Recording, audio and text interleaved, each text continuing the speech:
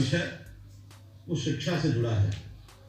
Corona के इस संकट में हर वर्ग प्रभाव उस पर पड़ा है, कोई उससे अछूता नहीं है। और ऐसा ही एक वर्ग शिक्षकों का, छात्रों का भी है। स्कूल बंद है, पढ़ाई भी नहीं हो पा रही है, समय के हिसाब से चीजें चलती रहती हैं। हमें भी इस परिस्थिति के हिसाब से अपने पढ़ाई के तरीके को बदलना है।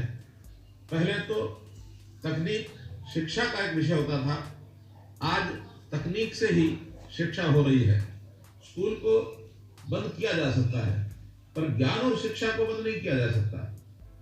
आज विषय ये नहीं है कि पढ़ें कैसे, बल्कि विषय तो ये है कि कैसे कैसे पढ़ सकते हैं।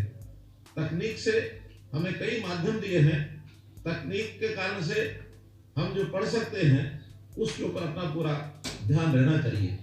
समय की मांग है कि हम घर में रहें, स्कूल न जाएं। हम स्कूल नहीं जा सकते, पर स्कूल तो घर में आ सकता है। हम आपके स्कूल को आपके घर में ही लेकर आ रहे हैं।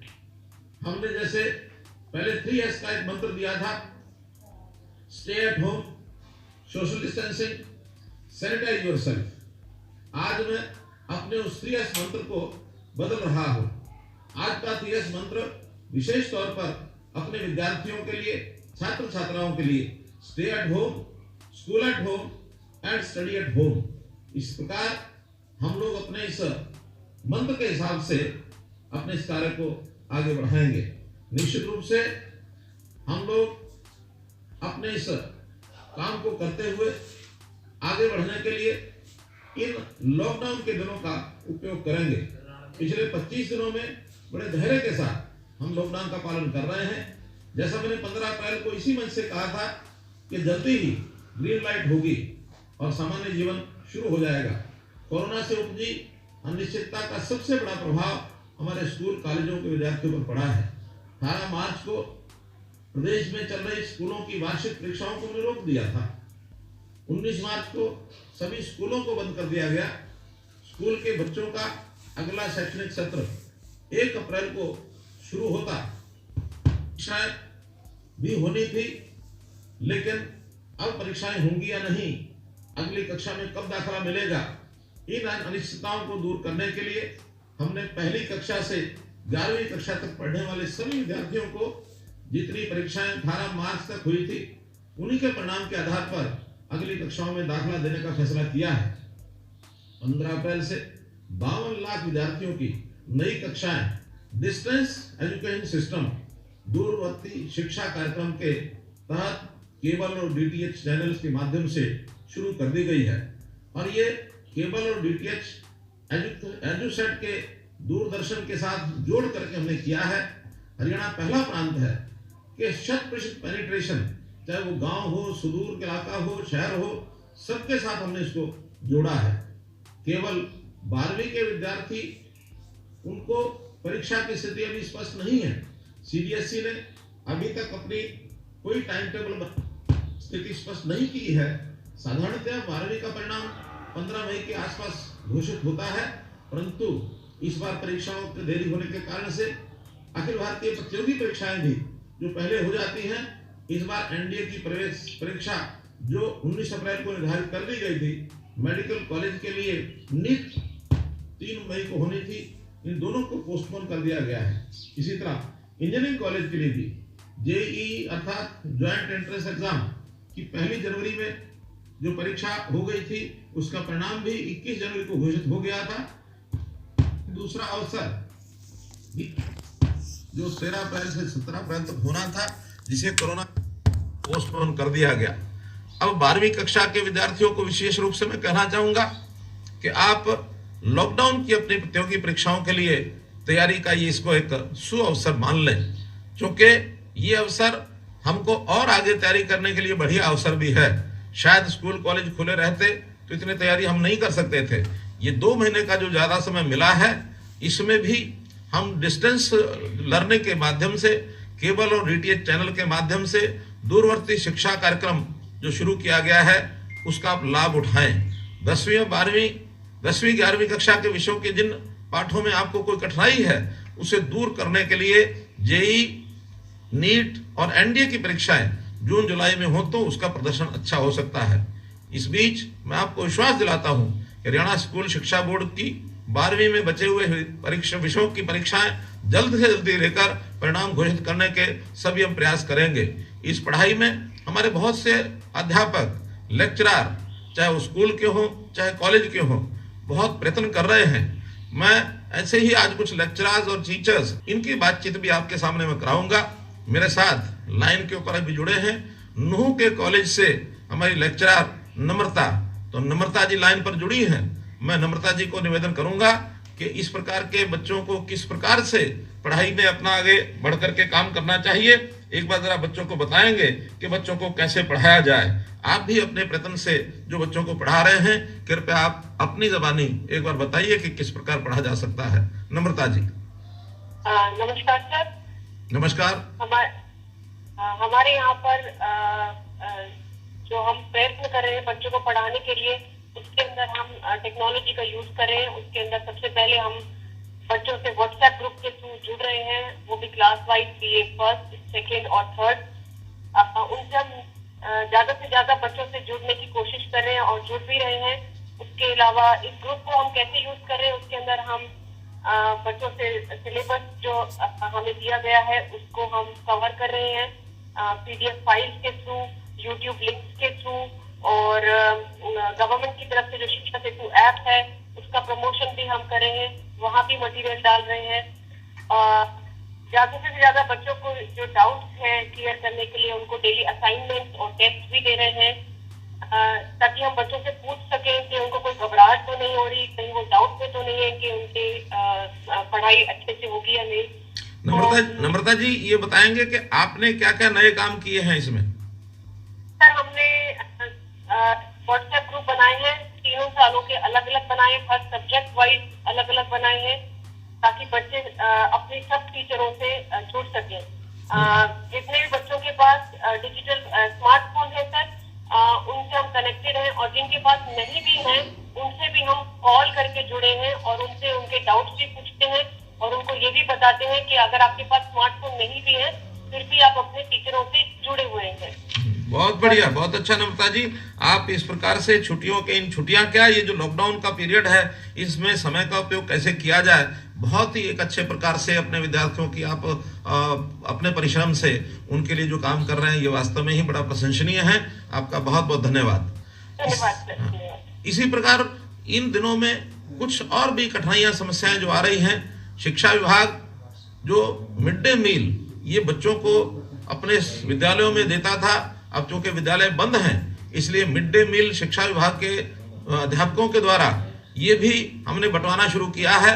15 मार्च और 31 मार्च इन दोनों अवसरों के लिए अप्रैल माह का जो सूखा अनाज है घर घर जाकर के बच्चों को बांटा गया है।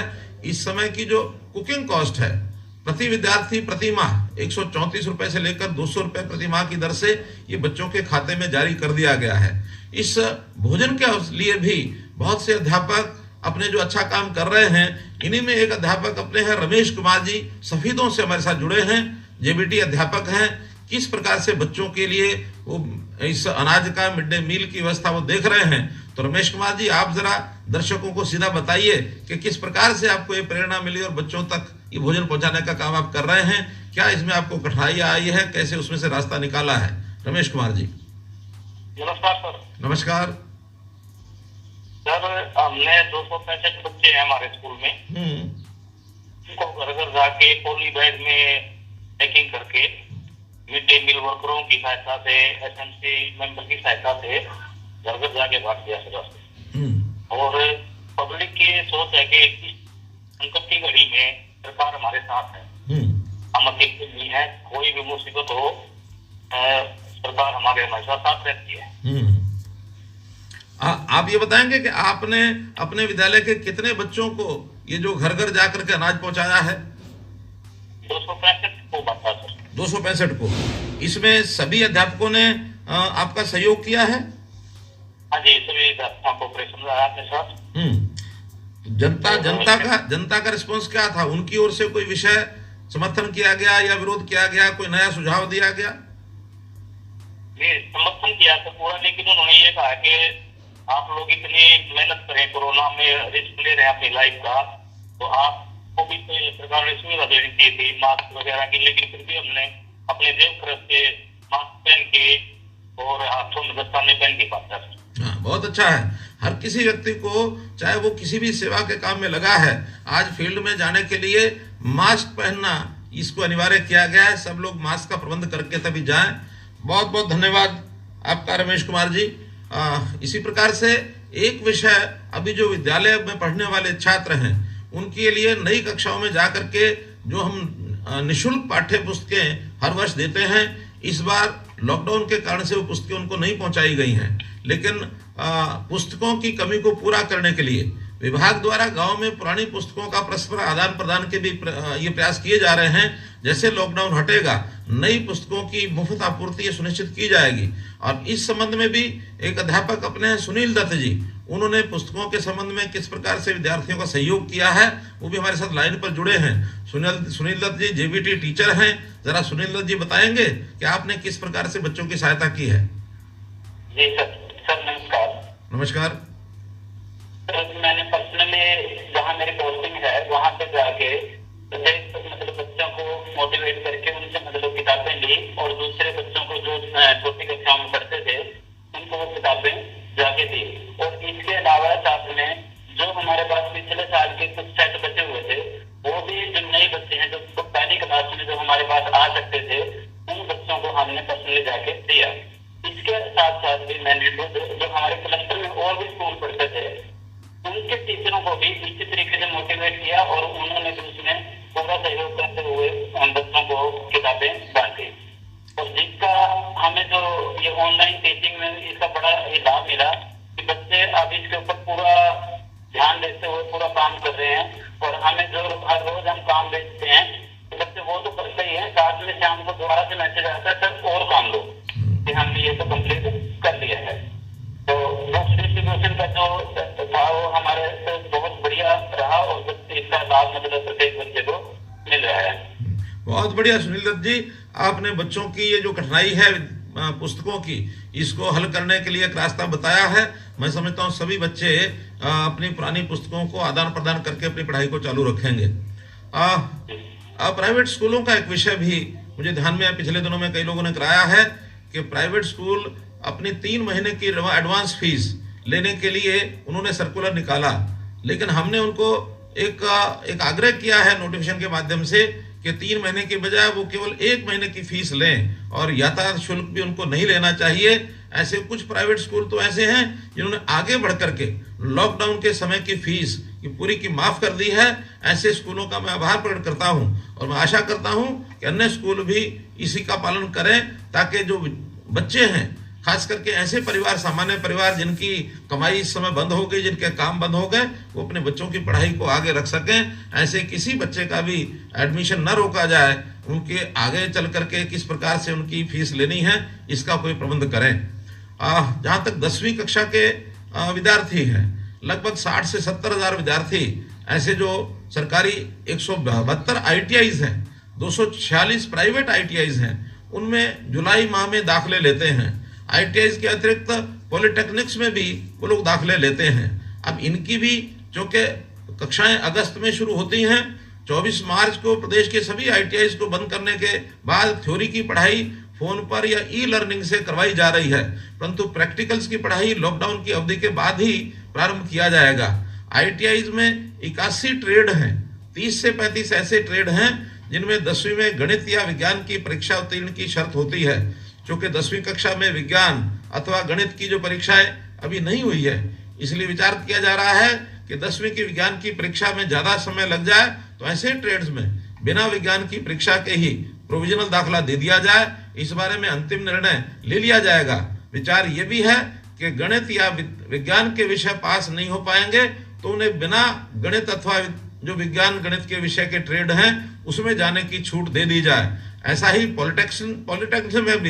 पॉलिटेक्निक्स में भी ऐसे जो ट्रेड हैं जिनमें डिप्लोमा के लिए दाखला लेना चाहते हैं, वहाँ भी गणित और विज्ञान दोनों विषयों की उत्तीर्ण करने के बाद ही ऐसे जो ट्रेड्स हैं उनके अंदर रखा जाएगा। अन्यथा दूसरे ट्रेड्स में जाने के लिए उनको छूट मिलेगी। कॉलेजेस में भी, हायर एजुकेशन में शिक्षा के लिए बहुत से ऐसे ऑनलाइन प्रावधान किए गए हैं जो यूट्यूब के माध्यम से, गूगल हैंगआउट के माध्यम से 25 मार्च के दूसरे सेमेस्टर का ई शिक्षण इसको हमने शुरू करवा दिया है, बहुत जोरों से चल रहा है। 9000 से भी अधिक प्राध्यापक जो ई लर्निंग के माध्यम से स्टूडेंट्स को शिक्षा दे रहे हैं। 28,000 के लगभग विद्यार्थियों ने अपना फीडबैक विभाग को दिया है। उनमें से 90% विद्यार्थियों ने कंटेंट की बहुत प्रशंसा की है। हमारे एक कॉलेज के लेक्चरर हैं विवेक गोयल जी, जो हमारे साथ जुड़े हैं गवर्नमेंट नेशनल कॉलेज सिरसा से, और वो इस विषय में सब विद्यार्थियों को अपनी ओर से कुछ मार्गदर्शन करेंगे ताकि विद्यार्थियों का उनको लाभ हो। श्री विवेक गोयल जी, आप बताएंगे जरा। नमस्कार सर। जी नमस्कार। तो मैं गवर्नमेंट नेशनल कॉलेज से बायोलॉजी का प्रोफेसर हूँ, जूलॉजी पढ़ाता हूँ जी। और जैसे ही लॉकडाउन शुरू हुआ तो एक बार बच्चों को सेंसिटाइज करना पड़ा कि हमें जुड़ना पड़ेगा पढ़ने के लिए। एक 4-5 दिन उसमें निकले और पिछले 20-25 दिन में हम 15 से ज्यादा बार इंटरेक्ट कर चुके हैं। हम अपने लेक्चर्स खुद भी बना रहे हैं, हम यूट्यूब के लिंक भी दे रहे हैं और व्हाट्सएप ग्रुप बनाया हुआ है हमने इतना सारा। मोर देन 120 स्टूडेंट्स हैं और सभी बच्चों को उस ग्रुप में पोस्ट करने की इजाजत है, मतलब कोई भी स्टूडेंट उसमें कुछ भी पोस्ट कर सकता है। जिन बच्चों के पास मोबाइल नहीं है उनसे हम फोन पे और ऑडियो कॉल कर रहे हैं। मेरे तो कुछ स्टूडेंट्स ने अपने एक्स्ट्रा फोन डोनेट तक करने की बात की है कि हम उन बच्चों को अपने फोन दे देते हैं जिनके पास मोबाइल नहीं है। बहुत बढ़िया, ऐसा किया भी है। वो एक टाइम बिंग इमरजेंसी है, सॉलिडारिटी है, सभी इकट्ठे चल रहे हैं और सभी साथ दे रहे हैं। बहुत ही अच्छी बात है गोयल जी, आपने जो प्रेरणा दी है विद्यार्थियों को कि अपने मोबाइल का भी दूसरे लोगों के लिए वो उपयोग करवा रहे हैं। इस प्रकार परस्पर सहयोग से हम सब लोग अपनी शिक्षा को, इस कदम को आगे बढ़ा सकते हैं। हमने कई प्रकार के ऐप देखे हैं, यू दोस्त व टच बेस इस नाम से ऐप, इनके माध्यम से स्टूडेंट्स को विशेष प्रकार की एक मनोवैज्ञानिक, जिसको कहना चाहिए शिक्षा, इसकी सुविधा भी प्रदान की जा रही है।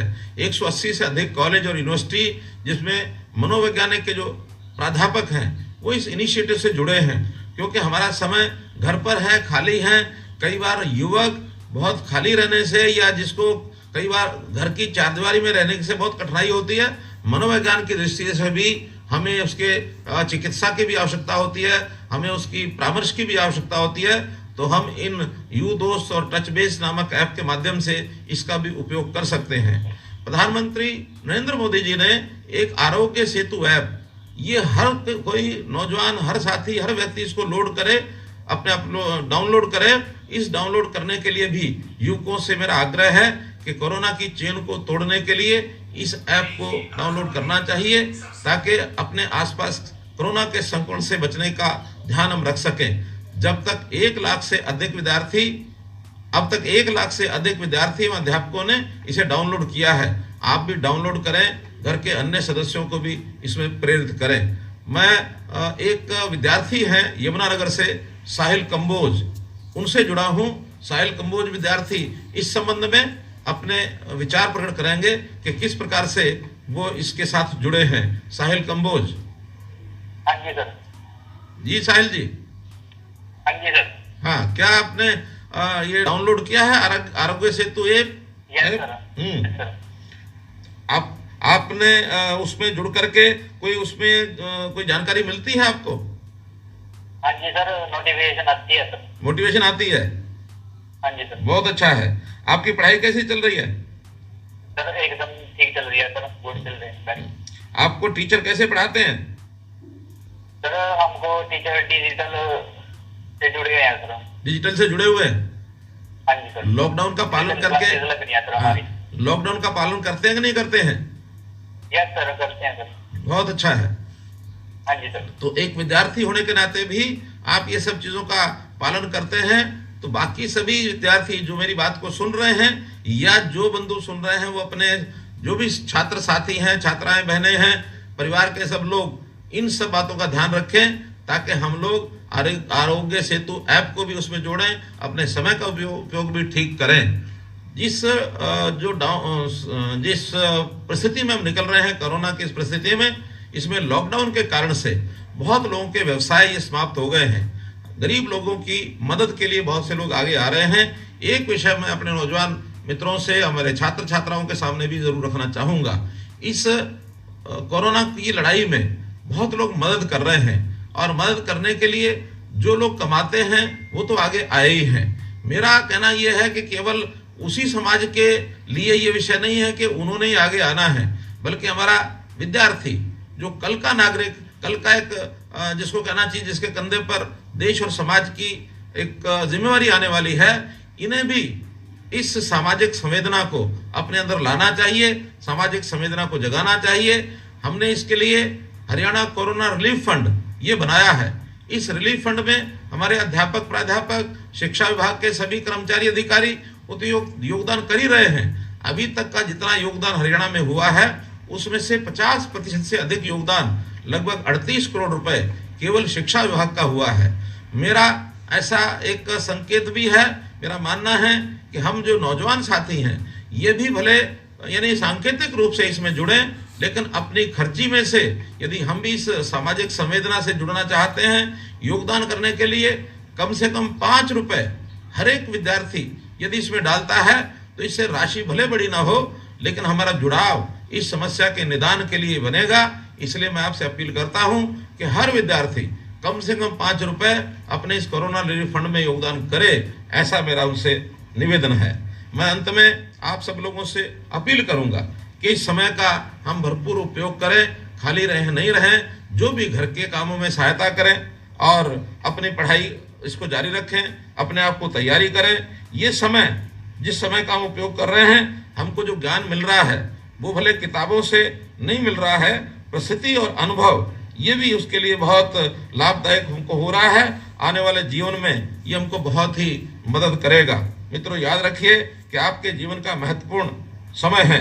आप शिक्षित भी हो रहे हैं और समझदार भी हो रहे हैं, इसलिए शिक्षित होना ये हमारे जीवन स्तर को ऊंचा उठाएगा और जो समझदार होना है ये हमारे जीवन को आगे बढ़ाएगा। इस सारे काम को यदि करेंगे तो निश्चित रूप से आप नई पीढ़ी के रूप में स्वयं भी पालन करिए, परिवार के एवं अन्य साथियों को भी इसका पालन कराइए। हम हरियाणा में सब लोग लगे हैं इस काम के लिए। निश्चित रूप से हरियाणा में कोरोना हारेगा, कोरोना को हरियाणा में हम हराएंगे। हरियाणा से हारेगा, भारत से भागेगा। इस लाइन के साथ मैं अपनी बातचीत को समाप्त करता हूँ। बहुत बहुत धन्यवाद, बहुत बहुत आभार।